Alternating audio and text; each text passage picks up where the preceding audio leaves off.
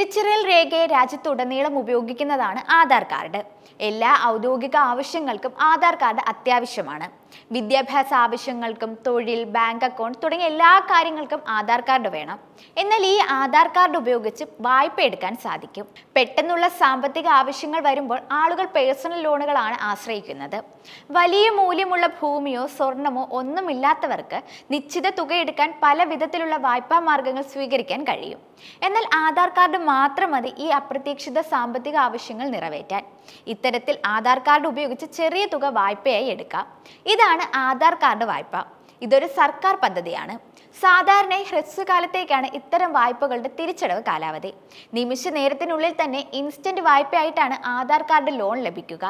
മാത്രമല്ല, ഈടുകൾ നൽകാതെ തന്നെ നിങ്ങൾക്ക് വായ്പാ തുക ഉറപ്പാക്കാനും സാധിക്കും.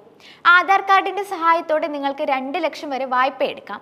നിങ്ങൾക്ക് സ്വന്തമായി ബിസിനസ് ആരംഭിക്കുന്നതിനുള്ള മൂലധനമായോ അല്ലെങ്കിൽ വീടിന്റെ അറ്റകുറ്റപ്പണിക്കോ അല്ലെങ്കിൽ എന്തെങ്കിലും അപ്രതീക്ഷിത ആശുപത്രി ചെലവുകൾക്കോ ഈ വായ്പ ഉപയോഗിക്കാം.